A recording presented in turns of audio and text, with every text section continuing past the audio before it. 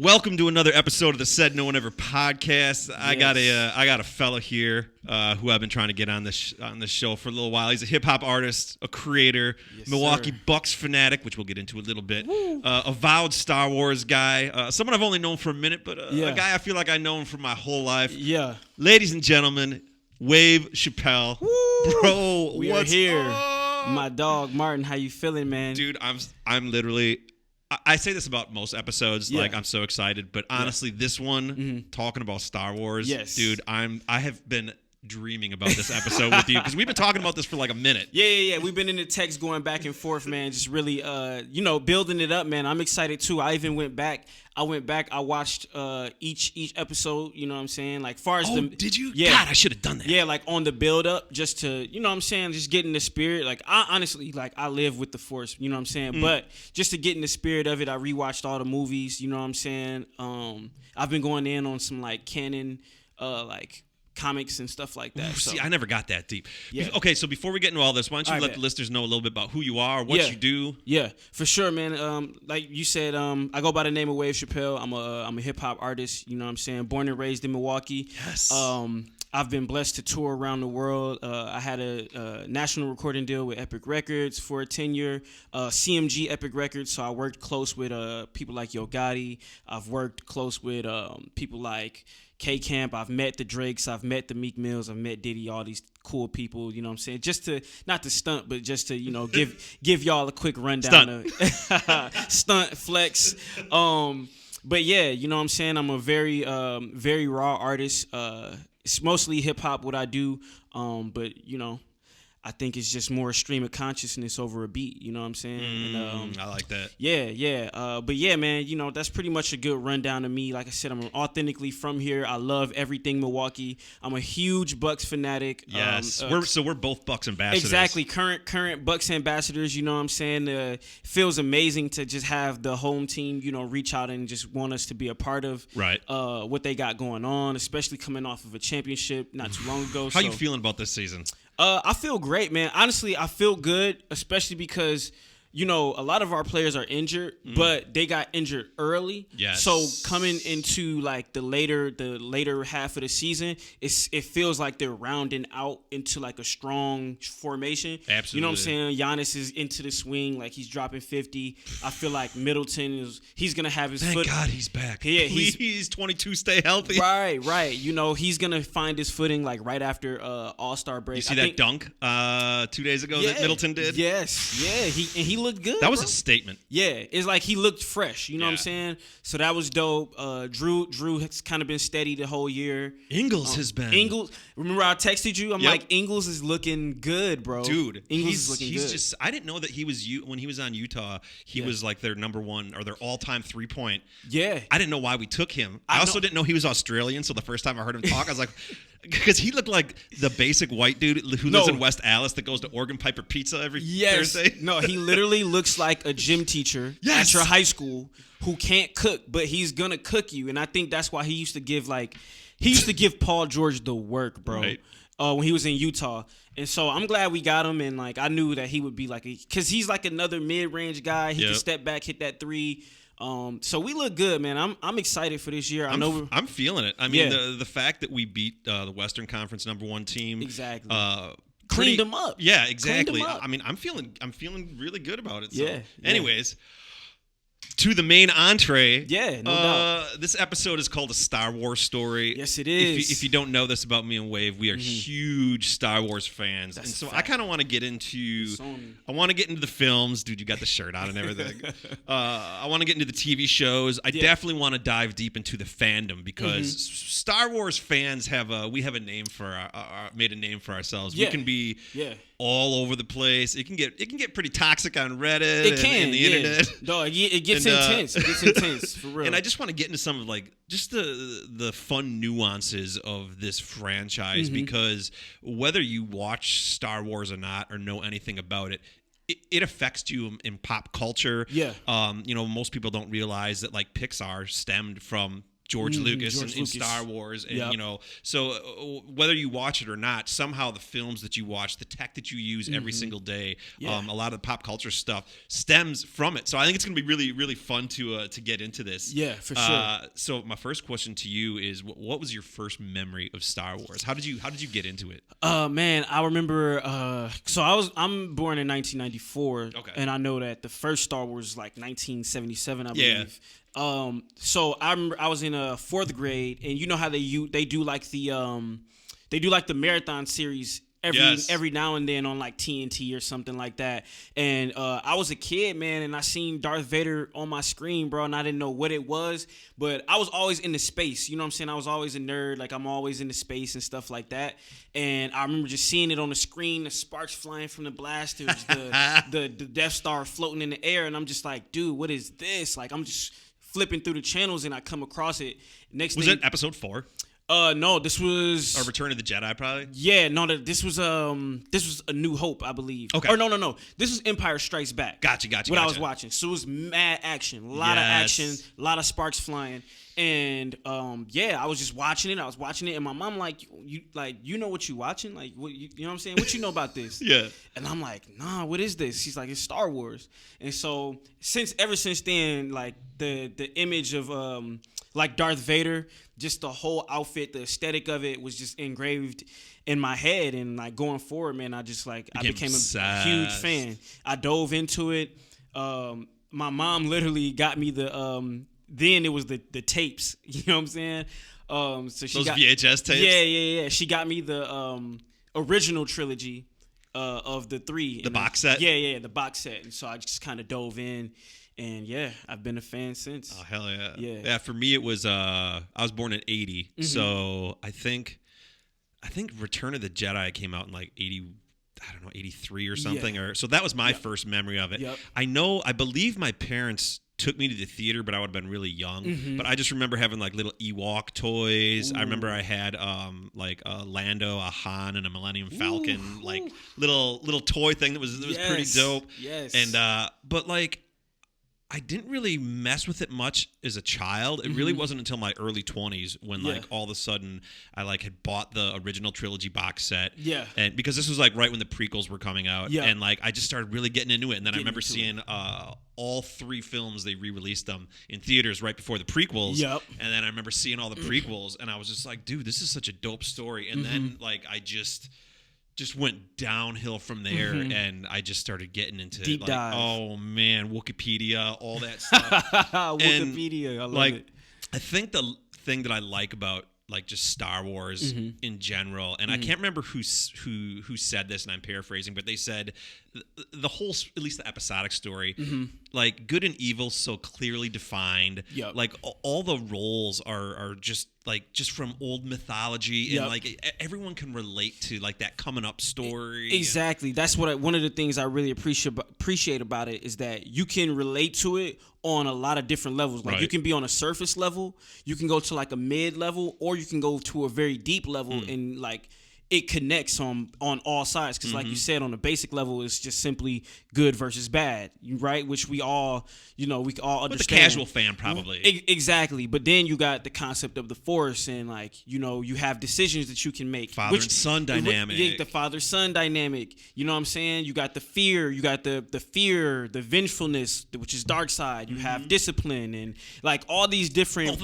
just the politics that go into it. Exactly. I remember when I finally realized like how manipulative Chancellor Palpatine the Chancellor was, and seeing how methodical they were about him, turning Anakin, and just manipulating the Senate and turning it to the First Galactic Empire. In my opinion, it was super smart. My man's was moving like a mafia boss for real. That's really what it was like. Is like a mafia boss. Yeah. And so if you really dig deep into it, a lot of the themes are, I mean, they're not like some weird magical, like unbelievable thing. These are themes that like we see play out in real life. In real time, right? And like I also like the concept. Exactly. It's like the concepts are real life things just added to like a space aesthetic. Exactly. Or futuristic aesthetic. Exactly. You know what I'm saying? So I love it, bro. I love it. I love it. So I want to get into just a couple little fun facts real quick before we get deeper into this. Let's do it. So yeah, you mentioned first Star Wars film, A New Hope, 1977. Boy, that was a long time ago. I know, bro. And it's just crazy.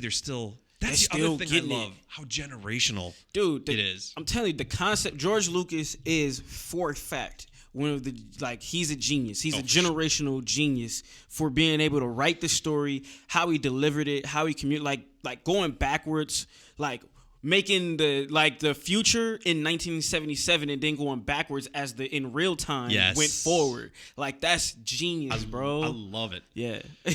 Anthony Daniels, C-3PO, he's been in all 9 films. Yep. I'm sure you knew that. Yep.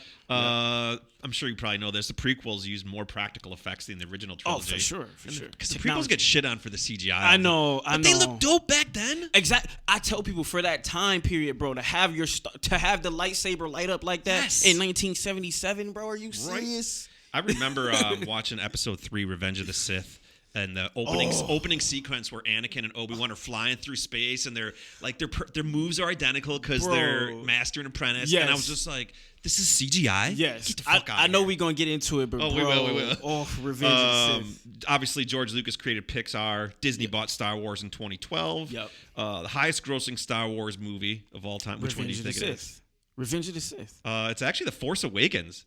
$2.5 billion. Whew. Then Empire Strikes Back, $1.9 billion, and then New Hope is number 3 at $1.8 billion. Franchise has an estimated value of $70 billion and ranks 5th as the highest-grossing franchise of all time. Come on, man. Which begs the question: well, then what the hell are the other 4? What are the other ones? I'm assuming like Marvel, but yeah, what other 3 movie franchises are above Star Wars? I don't know, bro. I couldn't even Back think. to the Future? Nah. I mean, it's got to be like Fast and Furious. Oh, that's right. Definitely got to be. They got like a baker's dozen of them films. Yeah, it's got to be Fast. Maybe Jurassic Park. Oh God, I forgot. They got a million of Indiana those. Jones. That's true. So, what is it about just the Star Wars universe, the story, the lore that's so compelling to you that makes you want to nerd out? I think one, aesthetic is at the forefront of everything that I do, and I really enjoy the Star Wars aesthetic. When they're on Tatooine, the cloaks, the Star Wars cloaks, the browns, the khakis, even with the Empire, like the Imperial suits, so dope. The design of the droids, the design of the ships, all of that stuff. Any futuristic aesthetic is just, on the surface level, that ties me in. Yeah. But then the concept of it too, where you got like you said, you got this father-son dynamic. You got the other Jedis. You got all this wisdom. You got 2 sides of the Force that you can be on. All those things kind of tie into real life a little bit. You know what I'm saying? Tangible almost. Yeah. And in real life, I do find myself I do sometimes feel like I'm Anakin, right? Like, I have decisions to make. Do I do this or do I do this? Sometimes I feel like Luke, right? Where you know what I'm saying? Mm-hmm. Like, in real life. So...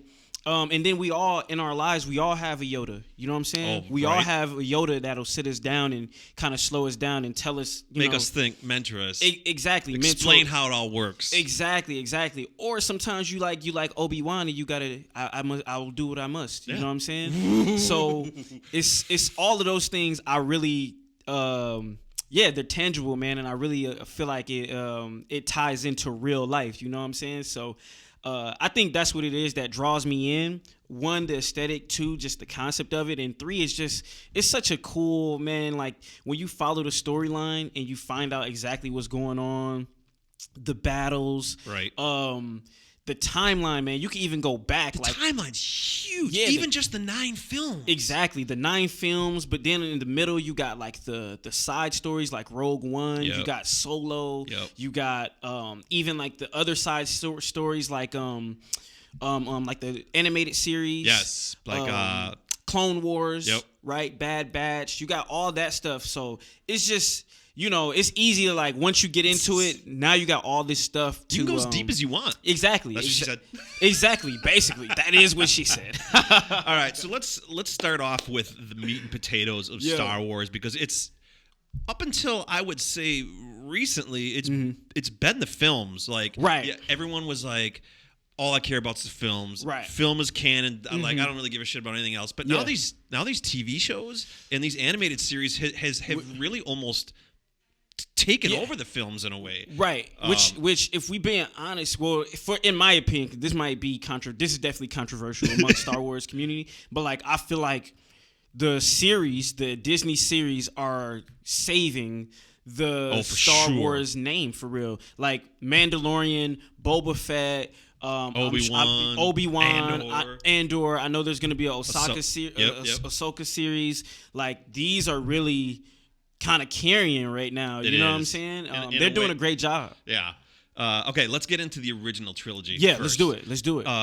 So for you, why is that trilogy special, and what didn't work about it? If there is anything that didn't work for you about it. Yeah, I think it's special because, well, one, it just marks the beginning of that the public got to see the vision of what Star Wars is. You know what I'm saying? That's our first time seeing the characters, the C-3POs, the Darth Vaders, even knowing what the Force is. Or even, like, seeing a lightsaber. You know what I'm saying? Like, so I think those series are, like, extremely important. Because they kind of set the mark. They kind of set the bar for the first time. Yeah. And then they kind of lay the story out, especially at that time for what we knew. You know, it's a bold choice to pick the middle three. Exactly. Yeah. No, he snapped though. He was like, "Yo, I'm gonna start this series at what is that? That's 4, 5, and 6. Yeah. I'm gonna start this." Like later in the story, you know what I'm saying? So also it was like showing his genius of not giving us the very beginning of the story, but he's starting this journey off way down the line, you know what I'm saying? And then it's gonna give it to us backwards. So I think it's really important because it kind of sets the bar and just shows his genius off. I think 100%. George Lucas was like stunting right there. 100%. It's amazing how well those films still hold up. Today too. Exactly. I mean, you can tell the hairdos, obviously, like everyone's from the 70s. Yeah. But like the models hold up. Yeah. I do think that like a lot of the CGI and the changes that he added. The technology. Back in like the early 2000s, they like re-released them. Like I thought that was a necessary a change. I feel like they need to update some of the CGI in the prequels too. Yeah. But like it was just I remember seeing it and thinking, like, I've never seen anything like this before. And you hear people regale that when they first saw it, and they're like... Right. And let me say this. I think, too, I don't know what was first, Star Trek or Star Wars. That's a good question. I think Star Trek came first. I think what they were trying to do, I think Star Wars hit it on the head. Far as we're going to show you what the future looks like. We're going to show you how it functions. And what it's supposed to look like, dirty, grimy, people living the outfits, we're not just gonna stick to blasters. We got lightsabers, bro. Yeah. You know what I'm saying? We're not gonna stick to this one ship. We got multiple ships. We got starfighters. We got the Death Star. We got the Millennium. You know what I'm saying? We got actual droids. We got aliens. We got Wookiees. We got Ewoks. We got different planets. And everything's so believable. Yeah. Like when you see the X-wings when they're going to the attack mode and they go exactly. It's like I don't know why it does that in space, why it needs to, but it looks like if like that was a real flying machine, it would do something like 100%. that. And it really felt like they perfected what the future is supposed to look like.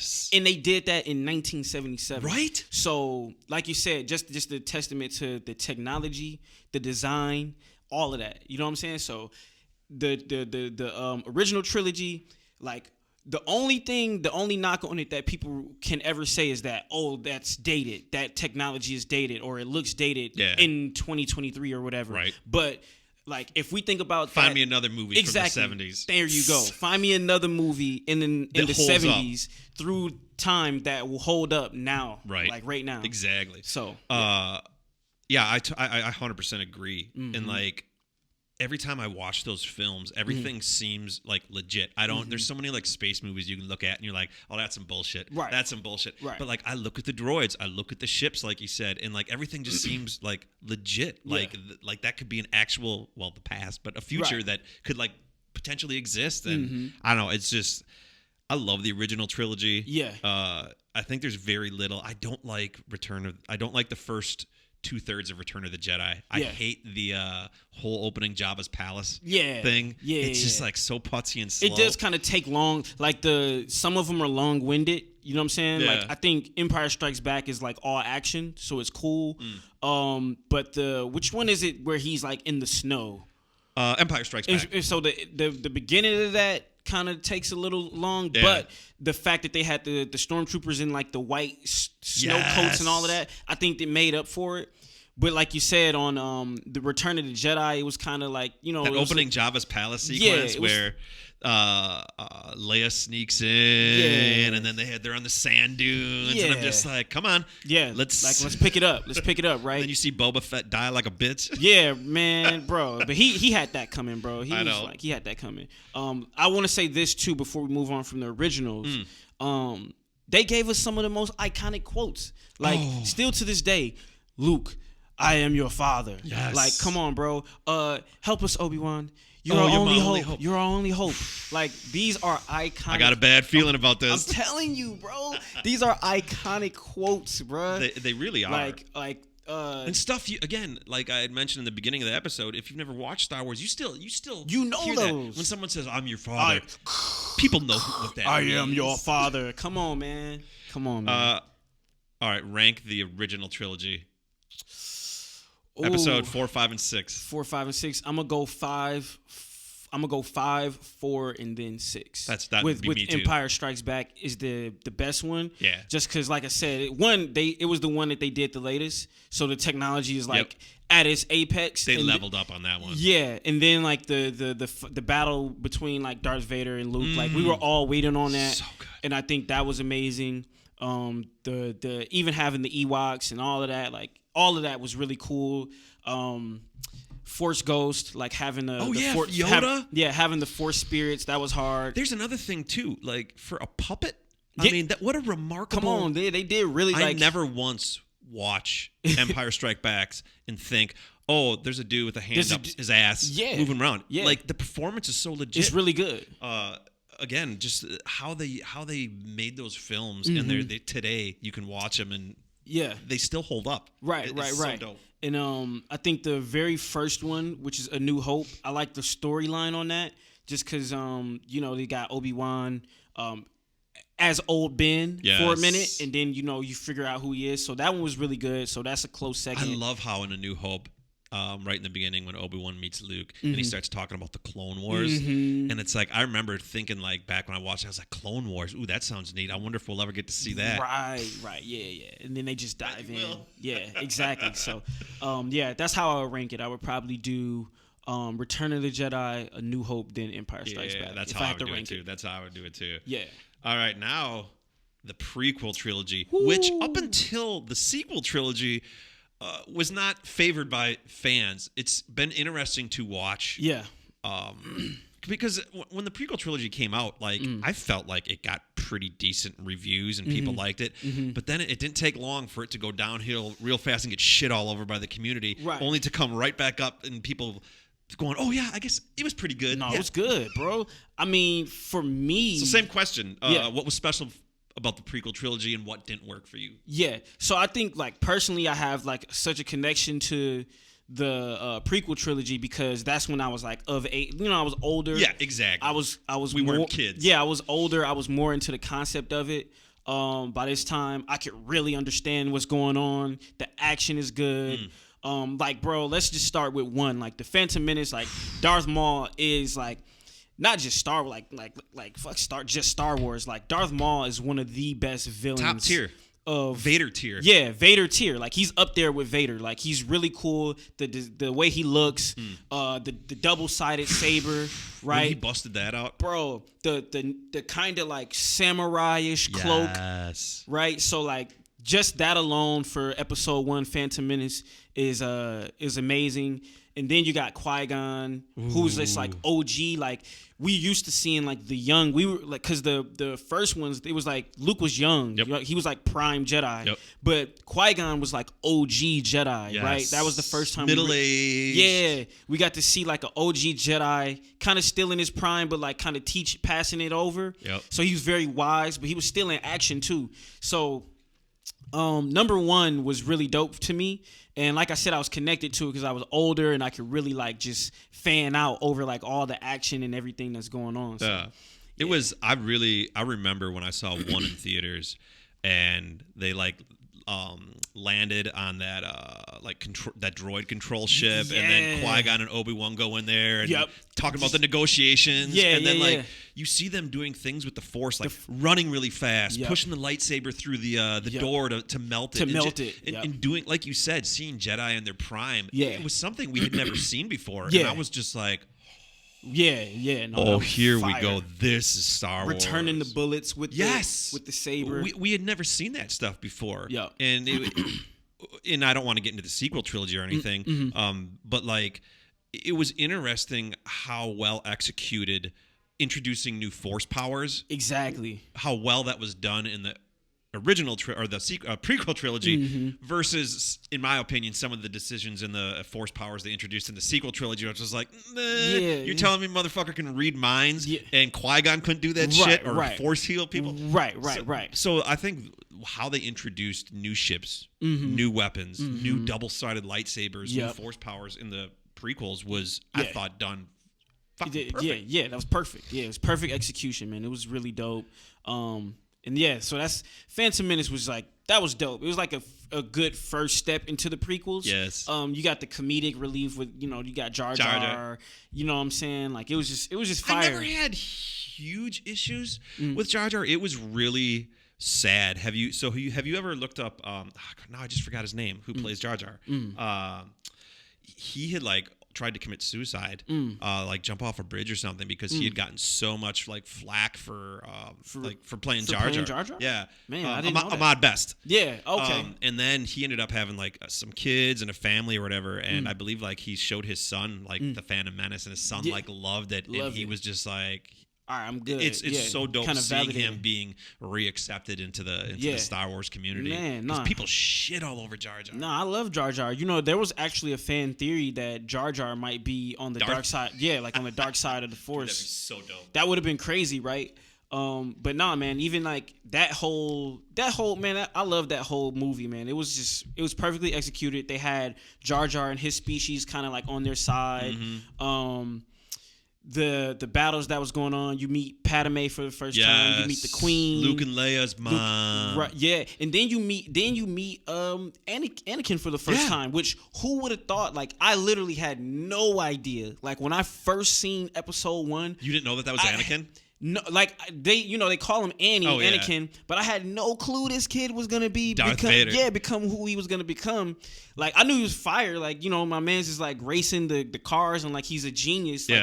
Working on the droids, but young me could not have foreseen what was coming, which is also part of it. That's so fire. That's so fire. I do. There's a lot of people that thought the Phantom Menace should have started with Anakin as a teenager, and I actually enjoyed the fact that he was a young kid, and, I felt like that just humanized him even more. You got to see him as a kid, as a teenager, and then as a young adult in Episode 3. And did you have a problem with him being a kid? I thought him and Padme, she was 12 years older than him. That was a little weird. Yeah, she was a little on the creepy. I'll always love you. I'm but he's 6, right? Yeah, my man's just 8 years old. You might want to wait. You know what I'm saying? My man's ain't hit puberty yet. Right. He knows what's going on. But no, I didn't have an issue with him being a kid. I thought it was dope, especially with they would throw little anecdotes in there, like Qui-Gon would say you're gonna be special one day. Yes. Something to that effect. Qui-Gon knew. Yeah, or even when he brought him to Yoda, and Yoda was strong with the Force, he is. You know what I'm saying? Things like that. That's just those small little foreshadows. Yeah. Which at the time we didn't even know, but those were foreshadows. So I thought that was fire. Hell yeah. Here's a little fact about the Phantom Menace, and I don't know, you may or may not know this, but obviously the best Star Wars song, Duel of the Fates. Yep. So apparently, Duel of the Fates is what The Rise of Skywalker Episode 9 was supposed to originally be called. Oh.